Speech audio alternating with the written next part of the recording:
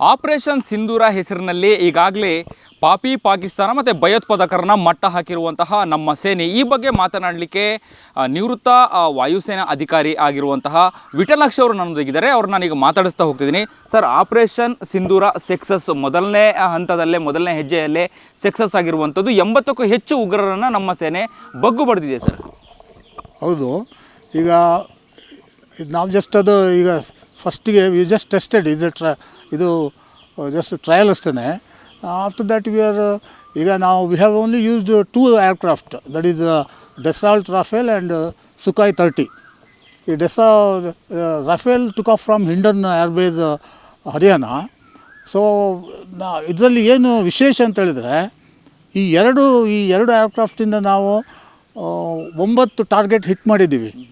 Special ಅಂತೇಳಿದರೆ we have not touched enemy land. We did not fly enemy land at all. So in the first place, ಈ ಡೆಸಾಲ್ಟ್ ರಫೇಲಿಂದ that is ಈ missile scalp missile ಇದೆಯಲ್ಲ, scalp missile that is self cruising missile. Each missile is weighs about 1300 kg and can hit target up to 500 kilometers. So these they actually fly very low, undetected by any ಯಾವುದು ಈ ರಾಡಾರಲ್ಲಿ detect ಮಾಡಲಿಕ್ಕೆ ಆಗೋದಿಲ್ಲ. But hill ಬಂದರೆ ಅದು automatically ಮೇಲೆ ಹೋಗುತ್ತೆ. ಆಮೇಲೆ that is loaded with the target. So target ಹತ್ತಾದ ಕೂಡಲೇ ಅದು ನಾವು ಪುನಃ ಅದಕ್ಕೆ command is not required from the aircraft. Itself fires. ಇದು pre loaded. At the same time hammer bombs are lethal self guided hammer bombs. Actually the first time it is used in India. These bombs also can hit target up to 70 kilometers. So ನಾವು ನಮ್ಮ POK ಲೈನಿಂದನೇ POK line ನಮ್ಮ ನೆಲದಲ್ಲೇ ನಾವು ಅದನ್ನು fire ಮಾಡಿದ್ದು. ಆಮೇಲೆ Sukhoi ಇದೆಯಲ್ಲ, Sukhoi ಅದು ಬರೇಲಿಯಿಂದ take off ಮಾಡ್ತು ಸುಖೋಯ್. ಅದು ಬ್ರಹ್ಮೋಸ್ ಮಿಸೈಲ್ ನಿಮಗೆ ಗೊತ್ತಿದೆಯಲ್ಲ, ಅದರದ್ದು target it is 50 to 500 kilometers.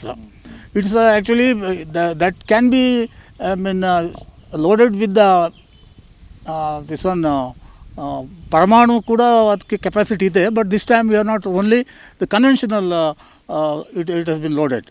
So as a result it has been told that ಒಂದು 100ಕ್ಕಿಂತಲೂ ಜಾಸ್ತಿ ಉಗ್ರರು ಸತ್ತಿದ್ದಾರೆ ಅಂತ ನಮಗೆ ಅಂದಾಜಿದೆ. Yes sir. ಇನ್ನು ವಾಯುಪಡೆಯಲ್ಲಿ ನೀವು ಸೇವೆ ಸಲ್ಲಿಸಿದ್ದೀರಾ, ನಿಮಗೆ ಅದರ ಒಂದು ಗೊತ್ತಿರುತ್ತೆ ಹೇಗೇನು ಅಂಥದ್ದು. ಅದರಲ್ಲೂ ಉಗ್ರರ ಅಡಗುತಾಣವನ್ನು ಟಾರ್ಗೆಟ್ ಮಾಡಿ ಹೊಡೆದಿರುವಂಥದ್ದು ಯಶಸ್ವಿಯಾಗಿದೆ ಅನ್ನುವಂತಹ ಮಾಹಿತಿ ಸಿಕ್ಕಿರುವಂಥದ್ದು. ಇದರ ಇಂಪ್ಯಾಕ್ಟ್ ಉಗ್ರರು ಕೂಡ ನೆಲಸಮಾಗಿರುವಂಥದ್ದು, ಅವರು ನೆಲೆಸಿರುವಂತಹ ಒಂದಷ್ಟು ಅಡಗುತಾಣಗಳು ಕೂಡ ಛಿದ್ರ ಆಗಿದೆ. ಈಗ ಇಂಡಿಯನ್ ಟೆಕ್ನಿಕಲ್ ರಿಸರ್ಚ್ ಅಂತ ಒಂದು ಆರ್ಗನೈಸೇಷನ್ ಇದೆ, central government organisation that comes directly under prime minister. ಈ ಪರ್ಟಿಕ್ಯುಲರ್ ಆರ್ಗನೈಸೇಷನ್ ಏನು ಮಾಡುತ್ತೆ ಅಂತ ಹೇಳಿದ್ರೆ, ದೇ ವಿಲ್ ಪಿನ್ ಪಾಯಿಂಟ್ ನಮ್ಮ ನೆಲದಲ್ಲಿ ಕೂತ್ಕೊಂಡೇ ಇದು ಸೆಟಲೈಟ್ ಮೂಲಕ ಪಿನ್ ಪಾಯಿಂಟ್ ಉಗ್ರರ ಚಲನವಲನಗಳು, ಆಮೇಲೆ ಅವರ ಮುಖ ಚಹರೆಗಳು, ಆಮೇಲೆ ಅವ್ರು ಏನು ತಗೊಂಡು ಹೋಗ್ತಾರೆ ಅದನ್ನೆಲ್ಲ ನಾವು ಇದು ಮಾಡಿಬಿಟ್ಟು, ಆಮೇಲೆ that is the accuracy is to 1 centimeter. Accuracy is near to 1 centimeter. So that is how we have hit. It is a clinical. And this actually after 1971 war, this is one of the biggest airstrikes, biggest blast. So because the Balakot was a single site blast it was. This is the biggest this thing after Balakot. ಆಮೇಲೆ ಈ operation Sindoor ಅನ್ನುವಂತಹ ಹೆಸರಿನಲ್ಲೇ ಈಗ ಬಗ್ಗು ಬಡಿದಿರುವಂಥದ್ದು, ಅಂದರೆ ಪೆಹಲ್ಗಾಮಲಾದಂತಹ attack, ಮೋದಿಗೆ ಹೋಗಿ ಹೇಳು ಅನ್ನುವಂತಹ ಒಂದು ಸಂದೇಶ ಕೊಟ್ಟಿರುವಂಥದ್ದು, ಹೀನ ಕೃತ್ಯವನ್ನು ಎಗ್ಸಿರುವಂಥದ್ದು, ಮಹಿಳಾ ಅಧಿಕಾರಿಗಳೇ ಇದನ್ನು ಆಪ್ರೇಟ್ ಮಾಡಿದಾರೆ ಅನ್ನುವಂತಹ ಇನ್ನೊಂದು ಮಾಹಿತಿ, ಹೆಮ್ಮೆ ವಿಚಾರ. ಏನು ಹೇಳ್ತೀರಾ ಸರ್ ಆಪರೇಷನ್ ಸಿಂಧೂರ? ಈಗ ಆಪರೇಷನ್ ಸಿಂಧೂರ ಅಂತ ಹೇಳಿದರೆ ಅದು ಮೋದಿಯವರೇ ಆ ಹೆಸರು ಸೂಚಿಸಿದ್ದಂತೆ. ಸೊ ನಾವೀಗ ಅಫ್ಕೋರ್ಸ್ ನಮ್ಮ ಇದು ಕೆಲವರೆಲ್ಲ ಹೇಳ್ತಾ ಇದ್ರು 7th ನೈಟ್ ಇಂಡಿಯಾದಲ್ಲಿ ದೀಪಾವಳಿ ಹಬ್ಬ ಆಚರಿಸ್ತಾ ಇದ್ದೀವಿ ಅಂತ. Actually our heart is bleeding for those innocent unarmed ladies who lost their husbands. So this is not a time for actually celebration. ಸರಿಯಾಗಿ ನಾವು ಅವರನ್ನು ಕಂಪ್ಲೀಟ್ ಮಟ್ಟ ಹಾಕಿದ್ರೇ ಒಂದು ಏನಾದರೂ ಸೆಲೆಬ್ರೇಟ್ ಮಾಡ್ಬೋದು ಹೊರತು ಈಗ ಒಂದು ಸಣ್ಣ ಆಪ್ರೇಷನ್ ಮಾಡಿಕೊಂಡು ಅದು ಸೆಲೆಬ್ರೇಷನ್ ಮಾಡೋ ಅವಶ್ಯಕತೆ ಇಲ್ಲ. ಸಿಂಧೂರ ಕರೆಕ್ಟಾಗಿ ಹೆಸರಿಟ್ಟಿದ್ದಾರೆ, ಇಟ್ ಈಸ್ ರಿಯಲಿ ಒಳ್ಳೆ ಹೆಸರೇನೆ. But then we cannot get their husbands back. So that is very painful. Our the heart is bleeding for them. So okay fine, ಏನಾದ್ರು ಸ್ವಲ್ಪ ಆದರೂ ರಿಲೀಫ್ ಇರೋದ್ರಲ್ಲಿ ಅಷ್ಟೇ. ಓಕೆ, ಹಾಗಾದರೆ ಇದು ಬರೀ ಟ್ರಯಲ್ ಅಷ್ಟೇ. ಹಾಗಾದರೆ ಇನ್ನು ಮುಂದಕ್ಕೆ ಇನ್ನೂ ದೊಡ್ಡ ಪ್ರಮಾಣದಲ್ಲಿ ಪಾಕಿಸ್ತಾನ ಮತ್ತು ಉಗ್ರರು ಕೂಡ ಎದುರಿಸ್ತಾರೆ ಅನ್ನುವಂಥದ್ದು ಯುದ್ಧನ. ಈಗ ವಿ ಆರ್ ಜಸ್ಟ್ ವೇಟಿಂಗ್. ನಿನ್ನೆ ಪಾಕಿಸ್ತಾನ ಇದು ಅಧ್ಯಕ್ಷರು ಪ್ರೈಮ್ ಮಿನಿಸ್ಟರ್ ಸಂಸತ್ನಲ್ಲಿ 24 ಗಂಟೆ ಒಳಗೆ ನಾವು ಸ್ಟ್ರೈಕ್ ಮಾಡ್ತೀವಿ ಅಂತ ಹೇಳಿದ್ದಾರೆ. ಈಗ ಆಲ್ರೆಡಿ ಆಯಿತು, 17 ಗಂಟೆ ಆಯಿತು. 24 ಗಂಟೆಯಲ್ಲಿ ಅವ್ರು ಎಲ್ಲಿ ಸ್ಟ್ರೈಕ್ ಮಾಡ್ತಾರೆ ಅಂತ ನೋಡಿಕೊಂಡು ಅವರು 5 ಕಡೆ ಸ್ಟ್ರೈಕ್ ಮಾಡಿದರೆ ನಮ್ಮವ್ರು 50 ಕಡೆ ಸ್ಟ್ರೈಕ್ ಮಾಡ್ತಾರೆ. 50 ಕಡೆ ಸ್ಟ್ರೈಕ್ ಆದಮೇಲೆ ಅದು 25% ಆಫ್ ದ ಪಾಕಿಸ್ತಾನ ಸ್ಟ್ರೆಂತ್ ಹೊರಟೋಗ್ಬಿಡುತ್ತೆ. ದೆನ್ ದೇರ್ ಅವರು ಸುಮ್ಮನೆ ಇರಲೇಬೇಕು. ಸೊ ಸುಮ್ಮನಿದ ಮೇಲೆ ಅವ್ರು ಸುಮ್ಮನಿದ್ರೆ ನಾವು ಸುಮ್ಮನಾಗ್ತೀವಿ ಅಷ್ಟೇ. ಈಗ ಅವರೇನಾದರೂ ಪುನಃ ಸ್ಟ್ರೈಕ್ ಮಾಡಿದರೆ ನಾವು ಅಂತೂ ಅವ್ರನ್ನ ಬಿಟ್ಕೊಡೋಲ್ಲ. ಬಟ್ ಏನಂತ ಹೇಳಿದ್ರೆ ನೋಡಿ, ಇದರಲ್ಲಿ ಒಂದು ವಿಷಯ ನೀವು ತಿಳ್ಕೊಳ್ಬೇಕು. ಅಮೇರಿಕದ್ದು ಆ ಟವರ್ ಅಟ್ಯಾಕ್ ಆದಮೇಲೆ ಗ್ಲೋಬಲಿ ನಾವೊಂದು ಬ್ರದರ್ಹುಡ್ ಮಾಡ್ಕೊಂಡೇವೆ, ಟೆರರನ್ನು ಎಲ್ಲ ಸೇರಿ ಹೊಡೆದಾಕಬೇಕು ಅಂತ. ಆಮೇಲೆ ಏನಾಯಿತು, ಸ್ಲೋಲಿ ಅದು ಡಿಸ್ಇಂಟೆಗ್ರೇಟ್ ಆಯಿತು. ಈಗ ಕೆನಡಾ ಏನು ಹೇಳ್ತಾರೆ ಗೊತ್ತಾ, ನಿಮ್ಮ ಟೆರರಿಸ್ಟ್ ನಮ್ಮ ಟೆರರಿಸ್ಟ್ ಅಲ್ಲ ಅಂತ ಹೇಳ್ತಾರೆ. ಅಮೇರಿಕನ್ ಪ್ರೆಸಿಡೆಂಟ್ ಮೊನ್ನೆ ಟ್ರಂಪ್ ಏನು ಹೇಳ್ತಾನೆ, it is the same you sit and talk. ಅಂದರೆ ನಾವು ಪಾಕಿಸ್ತಾನ ಜೊತೆ ಕೂತ್ಕೊಂಡು ಮಾತಾಡೋದಾ ಏನಂತ? ಅದೇನು ಮದುವೆ ಮಾತುಕತೆನ ಅದು ಮಾತಾಡಲಿಕ್ಕೆ? ಆಮೇಲೆ ಚೈನಾ ನಿಮ್ಗೆ ಹೆಕ್ಕೋದು, China is telling attack by the Indian armed forces is condemnable ಅಂತ ಚೈನಾ ಹೇಳ್ತಾ ಇದೆ.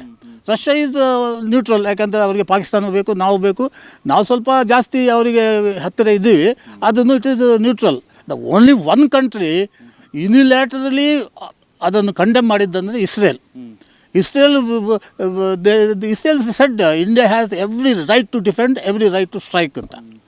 That is the reason. ಯಾಕಂತ ಹೇಳಿದ್ರೆ ಈಗ ನೋಡಿ, ನಿಮ್ಮ ಮನೇಲಿ ಕಳ್ಳತನ ಆದರೆ ನಮ್ಮ ಮನೇಲಿ ಆಗಿಲ್ವಲ್ಲ ಅಂತ ಆ ಆ್ಯಟಿಟ್ಯೂಡು ಈಗ ಎಲ್ಲ ವರ್ಲ್ಡ್ ಲೀಡರ್ಸಿಗೆ, ವೆಸ್ಟರ್ನ್ ಕಂಟ್ರೀಸಿಗೆ, ಎಲ್ಲರಿಗೂ, even Asian countries for that matter. ಹೌದು, Japan also condemn this attack. Vietnam ಅವರೆಲ್ಲ ಸುಮ್ಮನಿದ್ದಾರೆ, ಅವ್ರೇನು ಹೇಳಿಲ್ಲ ಈ ಬಗ್ಗೆ. ಎಸ್ ಸರ್, ಇನ್ನು ಇಡೀ ದೇಶನೇ ಮಾಕ್ ಡ್ರಿಲ್ಲಲ್ಲಿ ಇತ್ತು. ಅಂದರೆ ಅಣುಕು ಪ್ರದರ್ಶನ ಮಾಡುವಂಥದ್ದು ಅಥವಾ ಯುದ್ಧಕ್ಕೆ ತಯಾರಿಗಳನ್ನು ಮಾಡುವಂಥದ್ದು, ಮುನ್ನೆಚ್ಚರಿಕೆ ಕ್ರಮ ಇರುವಂಥದ್ದು. ಮಧ್ಯರಾತ್ರಿ ಈ ಕಾರ್ಯಾಚರಣೆ ಬೆಳಕು ಬಿಟ್ಟ ತಕ್ಷಣವೇ ಈ ರೀತಿ ಒಂದು ಗುಡ್ ನ್ಯೂಸು ಹೆಂಗೆ ಅನ್ನಿಸ್ತು ಸರ್ ನಿಮಗೆ? ಅಂದರೆ ಯಾರೂ ಕೂಡ ನಿರೀಕ್ಷೆ ಮಾಡಿರಲಿಲ್ಲ ಅಂತೇಳಿ. ಎಲ್ಲರ ಗಮನ, ದೇಶದ ಗಮನ ಎಲ್ಲಿತ್ತು ಅಂತ ಹೇಳಿದರೆ ಮಾಕ್ ಡ್ರಿಲ್, ನಾಳೆ ಮಾಕ್ ಡ್ರಿಲ್ ಆಗುತ್ತೆ, ಯಾವ ರೀತಿಯಾಗಿ ರಕ್ಷಣೆ ಮಾಡ್ಕೊಳ್ಬೇಕು ನಮ್ಮನ್ನು ಅನ್ನುವಂತಹ ಚಿಂತೆ ಮಾಡ್ತಿತ್ತು. ಅದ್ರ ಬಗ್ಗೆ ಯೋಚನೆ ಮಾಡ್ತಿತ್ತು. ಮಧ್ಯರಾತ್ರಿ ಈ ರೀತಿಯ ಒಂದು ಕಾರ್ಯಾಚರಣೆ ಸರ್, ಇದ್ರ ಬಗ್ಗೆ. ಈಗ ನಾರ್ಮಲಿ ಇದು ಏರ್ ಸ್ಟ್ರೈಕ್ಸು ನಾರ್ಮಲಿ ರಾತ್ರಿ ನಡೆಯೋದು. ಈಗ ಡಿಸೆಂಬರ್ 3, 1971ರಲ್ಲಿ ಪಾಕಿಸ್ತಾನ ಕೂಡ ರಾತ್ರಿಯೇ ನಮ್ಮ ಏರ್ಫೀಲ್ಡಿಗೆ ಬಾಂಬ್ ಹಾಕಿದ್ದು. ರಾತ್ರಿಯೇ ಯಾಕೆ ಹಾಕ್ತಾರೆ ಅಂತ ಹೇಳಿದ್ರೆ, ಈಗ will be catching the enemy off guard. That is the reason ಈಗ ರಾತ್ರಿ ಕಾರ್ಯಾಚರಣೆ ಮಾಡೋದು, ಅದೇ ಮೇನ್ ರೀಸನ್ ಅದು. ಓಕೆ, ಇನ್ನು ಆಪರೇಷನ್ ಸಿಂಧೂರ ಪಾರ್ಟ್ 2 ಈಗ ಕಾರ್ಯಾಚರಣೆ ಮಾಡುವಂಥದ್ದು ಅಥವಾ ಮುಂದಿನ ನಿರ್ಧಾರಗಳು ಯಾವ ರೀತಿಯಾಗಿ ಇಂಪ್ಯಾಕ್ಟ್ ಆಗುತ್ತೆ ಅನ್ನುವಂಥದ್ದು, ಇಷ್ಟೆಲ್ಲ ಆದರೂ ಕೂಡ ಪಾಕಿಸ್ತಾನಕ್ಕೆ ಬುದ್ಧಿ ಬಂದಿಲ್ಲ, ಇನ್ನೂ ಕೂಡ ಕುಚೇಷ್ಟೆಗಳನ್ನು ಮಾಡ್ತಾನೆ ಇದೆ. ಇನ್ನು ಯಾವ ರೀತಿಯಾಗಿ ಮಾಡುವಂಥದ್ದು ಇರುತ್ತೆ ಉಗ್ರರನ್ನ ಮಟ್ಟ ಹಾಕಲಿಕ್ಕೆ ನಿಮ್ಮ ಯೋಚನೆಯಲ್ಲಿ ಹೇಳೋದಾದರೆ? ಈಗ ಅವರಿಗೆ ಬುದ್ಧಿ ಬಂದಿಲ್ಲ ಅಂತ ಹೇಳೋದು ಅದು ಹಾಸ್ಯಾಸ್ಪದ. ಅವರಿಗೆ ಬುದ್ಧಿ ಬರೋದೇ ಇಲ್ಲ. ಈಗ ಏನಂತ ಹೇಳಿದರೆ, ಈಗ ಈ ವಾರ್ ಏನಾದರೂ ಎಸ್ಕಲೇಟ್ ಆದರೆ ಆ ಕಡೆ ಇದು ಬಲೂಚಿಸ್ತಾನ ಇದೆ, ಆಮೇಲೆ ಖೈಬರ್ ಪಕ್ತೂನ್ಖ್ವಾ ಇದೆಯಲ್ಲ, ಅದು ಕೂಡ ಪಾಕಿಸ್ತಾನಕ್ಕೆ ಎಗೇನ್ಸ್ಟ್ ಇದೆ. ದೆನ್ ಸಿಯಾಚಿನ್ನಲ್ಲಿ ಅಲ್ಲಿ ಜನ ದಂಗೆ ಹೇಳ್ತಾ ಇದ್ದಾರೆ. ಸೊ ಪಾಕಿಸ್ತಾನ 3 ಭಾಗ ಆಗುತ್ತೆ. 3 ಭಾಗ ಆದಮೇಲೆ the army control will go off. The India and China should see that there is a democratically elected government ಅಲ್ಲಿ ಸೆಟಪ್ ಮಾಡಿಬಿಟ್ಟು ಆರ್ಮಿ ಪವರ್ಸನ್ನು ಕಮ್ಮಿ ಮಾಡಿ, ಆವಾಗ ಪಾಕಿಸ್ತಾನ ಮೇ ಇಂಪ್ರೂವ್. 3 ಪಾರ್ಟಲ್ಲಿ ಇಂಪ್ರೂವ್ ಆಗೋ ಚಾನ್ಸ್ ಇದೆ ಅಷ್ಟೇ. ಇಲ್ಲಿ ಅವರಿಗೆ ಬುದ್ಧಿ ಬರೋತನಕ್ಕಾದರೆ ನಾವು ಇನ್ನೊಂದು 500 ವರ್ಷಕ್ಕಾದ್ರೂ ಅವ್ರಿಗೆ ಬುದ್ಧಿ ಬರೋದಿಲ್ಲ. ಯಾಕಂತ ಹೇಳಿದ್ರೆ this terror is in their blood, terrorism also in their religion. ಯಾಕಂತ ಹೇಳಿದ್ರೆ ಅವರು ಅವರು ಯಾರು ಹೇಳಿದ್ರು ಕೇಳೋದಿಲ್ಲ, ಅವ್ರು ಯಾರು ಹೇಳಿದ್ರು ಕೇಳೋದಿಲ್ಲ. Yes sir. ಇನ್ನು ಕಳೆದ 15 ದಿನಗಳಿಂದ ಸಭೆಗಳನ್ನು ಮಾಡಿ, ಹೈ ವೋಲ್ಟೇಜ್ ಮೀಟಿಂಗ್ಗಳನ್ನು ಮಾಡಿ, ಅದ ನಂತರದಲ್ಲಿ ಆಪರೇಷನ್ ಸಿಂಧೂರ್ ಅನ್ನುವಂಥದ್ದನ್ನು ಮಾಡಿದ್ರು, ಸಕ್ಸಸ್ ಆಯಿತು. ಇನ್ನು ಮುಂದಿನ ದಿನಗಳಲ್ಲಿ ಇನ್ನೂ 15 ದಿನ ಅಥವಾ ಒಂದು ವಾರ ಇನ್ನು ಎಷ್ಟು ಬೇಗ ಮಾಡಿದ್ರೆ ಅನುಕೂಲ ಆಗುತ್ತೆ, ಹೇಗೆ ಅಂತ ಹೇಳಿ, ಅಂದರೆ ಅಲ್ಲಿಯ ಉಗ್ರರು ಆದಷ್ಟು ಬೇಗ ಅಲರ್ಟ್ ಆಗದ ರೀತಿಯಲ್ಲಿ ನೋಡ್ಕೊಳ್ಳುವಂಥದ್ದು ಯಾವ ರೀತಿಯಲ್ಲಿ ಆಗುತ್ತೆ ನೆಕ್ಸ್ಟು ಎಷ್ಟಕ್ಕೆ ಆಗೋದಾದರೆ? ಇಲ್ಲ, ಇಟ್ಸ್ ಆಲ್ ಡಿಪೆಂಡ್ಸ್ ಅಪಾನ್ ಪಾಕಿಸ್ತಾನದ ರೆಸ್ಪಾನ್ಸ್. ಈಗ ಅವರು ಸುಮ್ಮನೆ ಇದ್ದರೆ ನಾವು ಕೂಡ ಸುಮ್ಮನೆ ಇರ್ತೀವಿ ಸದ್ಯಕ್ಕೆ. ಬಟ್ ನಮ್ಮದು ಈ ಕೋವರ್ಟ್ ಆಪ್ರೇಷನ್ ಅಂತಿದೆ. ಕೋವರ್ಟ್ ಆಪ್ರೇಷನ್ ಅಂತ ಹೇಳಿದ್ರೆ ಬರೀ ರಹಸ್ಯ ವಿಧದ ಕಾರ್ಯಾಚರಣೆ. ಅದರಲ್ಲಿ ಒಬ್ಬೊಬ್ಬರನ್ನೇ ಉಗ್ರರನ್ನು ಆಮೇಲೆ ಅವ್ರ ಸಪೋರ್ಟರನ್ನು ಮುಗಿಸೋದು. ಅದು ಈಗ already we have started actually. And confirm report also I got about 5 to 6 dreaded terrorists are killed in POK. That is ಅವರನ್ನು ಕಿಡ್ನಾಪ್ ಮಾಡ್ತಾರೆ. ಯಾರು ಮಾಡೋದಂತ ಯಾರಿಗೂ ಗೊತ್ತಿರೋದಿಲ್ಲ. ಈಗ ಒಬ್ಬೊಬ್ಬರೇ ಕಿಡ್ನಾಪ್ ಆಗ್ತಾ ಇರಬೇಕಾದ್ರೆ ಆ ಉಗ್ರರಿಗೆ ಆಶ್ಚರ್ಯ ಆಗುತ್ತೆ, ಇದೇನಪ್ಪ ನಮ್ಗೆ ಯಾರಿಗೂ ಗೊತ್ತಾಗದೆ.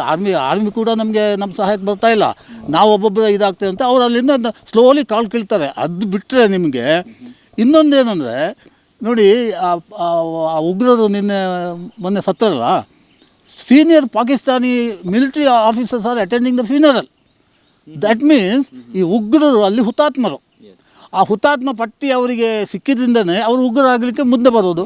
ಇನ್ನೊಂದು ಅದರಲ್ಲಿ ಇದೆ, ಇದು ನೀನು ಯಾವುದು ಜಿಹಾದಿ ಆಗಿ ಸತ್ತರೆ ನೀನು ಸೀದಾ ಸ್ವರ್ಗಕ್ಕೆ ಹೋಗ್ತೀವಿ ಅಂತ. ಈಗ ನಮ್ಮ ಧರ್ಮದಲ್ಲಿ ಏನಿದೆ, ಇಂಥ ಕೆಲಸ ಮಾಡಿದರೆ ನಿಮಗೆ ನರಕ ಕಟ್ಟಿಟ್ಟ ಬುತ್ತಿ ಅಂತ ಹೇಳಿದರೆ, ಅದು ಆ ಇದರಲ್ಲಿ ಹಂಗಿಲ್ಲ.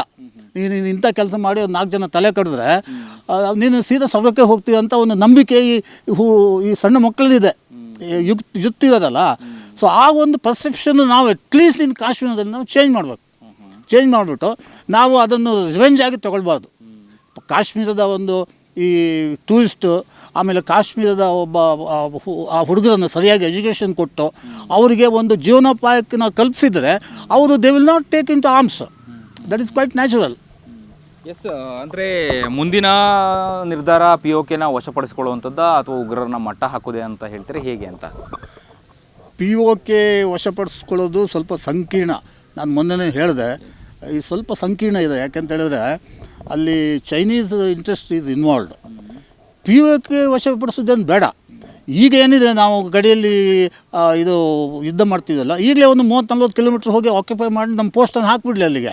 So then they will know, yes ಇನ್ನೂ ನಾವೇನಾದರೂ ಕೆಣಕಿದ್ರೆ ಅವ್ರು ಮುಂದೆ ಇನ್ನು ನಮ್ಮನ್ನು ಬಿಡೋದಿಲ್ಲ ಅಂತ. So they may themselves withdraw from these all activities.